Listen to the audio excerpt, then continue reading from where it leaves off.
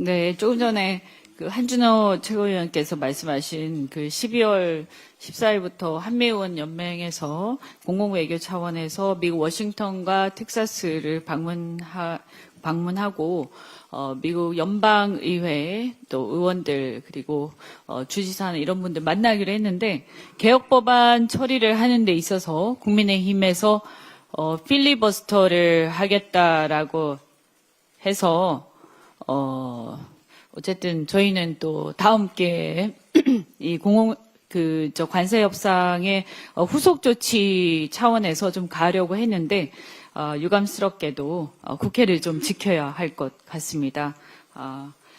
그 국민의힘이 이런 그 국익과 관련된 일에서마저도 자꾸 이렇게 딴지를 걸고 있는데 좀 반대를 위한 반대 좀 자제해야 하지 않는가 강력하게 말씀을 드립니다. 여러 번 말씀을 드렸지만 자꾸 비준 주장을 하고 있어서 다시 한번 말씀드립니다. 이 비준 주장은 스스로 바보임을 인증하는 꼴입니다.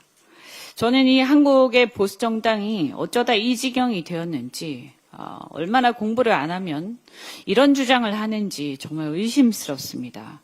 여러 번 지적을 했지만 헌법 60조 등 헌법상의 조약도 아닙니다.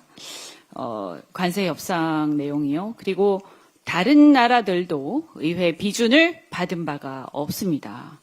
더욱이 국힘의 주장대로 부담이 큰 내용을 입법부 비준으로 못 박을 실익이 전혀 없습니다. 아니 실익이 없는 정도가 아니라 못 박으면 도리어 우리 손해입니다. 왜 그럴까요? 내년 미국 중간선거 결과가 어찌 될지 연방법원의 관세 판결이 어찌 될지 모릅니다.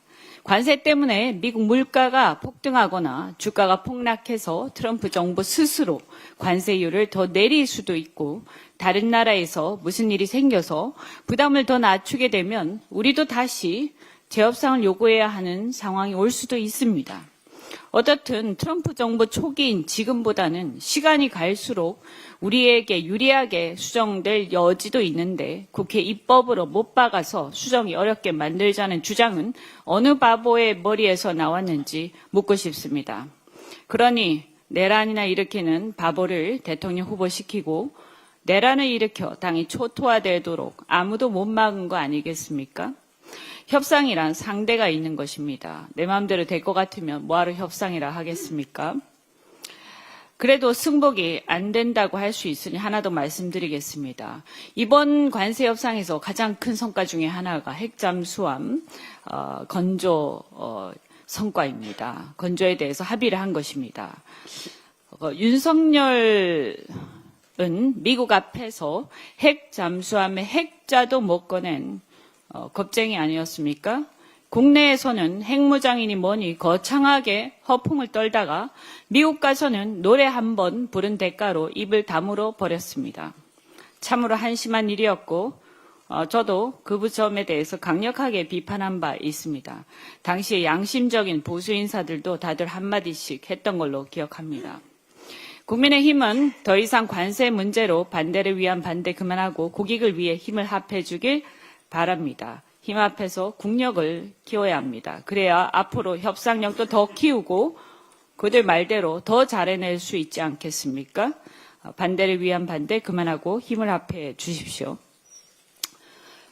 관세 협상의 내용 중에서 또 큰 성과 중에 하나가 미국의 상선 및 군함을 대한민국에서 건조할 가능성을 열어둔 것입니다. 미국 선박 건조 및 운영과 관련해서는 존스법, 반센 톨레이슨법 등 규제가 존재하고 있습니다. 일단 이런 규제들 때문에 아마 일부 언론에서 이게 어렵지 않느냐라는 우려를 표시하는 사람들도 있습니다. 하지만 이 법안들의 개정안이 지금 이제 미국 연방의회에 상정이 되어 있고 제가 지난번에 미국 갔을 때도 연방 의원들과 이 개정에 대해서 노력하겠다라는 그런 얘기를 들은 바가 있습니다.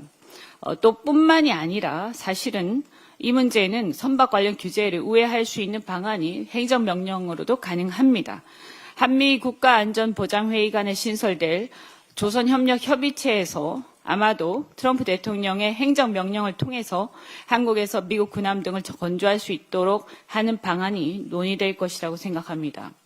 트럼프 대통령은 이미 지난 4월 조선업 재건 행정명령, 정식 명칭은 미국의 해양 지배력 회복 행정명령입니다. 이것을 통해서 동맹국과 파트너와 협력해서 무역 정책을 조정하고 동맹국 조선업체의 미국 투자를 촉진하기로 한 바가 이미 있습니다. 또한 이번 팩트시트를 통해서 그동안 파편적, 추상적으로 논의되었던 마스가 협력이 구체화되고 구심점이 생긴 만큼 우리 정부와 기업이 한 팀이 되어서 역량을 집중해야 할 것입니다. 더불어서 한 가지 당부드리면 추가 협상을 함에 있어서 우리 대한민국의 RMC 지정에 대해서 꼭 추진을 해주시기 바랍니다. RMC라는 것은 Regional Maintenance Center인데요. 이것은 지금 아시아에는 싱가포르가 일본에 두 군데 있는 것으로 알고 있습니다. 미국 군함이 유지 보수를 하는 공식적인 권역입니다. 이렇게 이번 관세 협상에서 한국이 군함의 어떤 유지 보수 이런 것에 대해서도 가능성이 생긴 만큼 이 RMC 지정이 한국 내에 지정이 꼭 되어야 한다 말씀드립니다.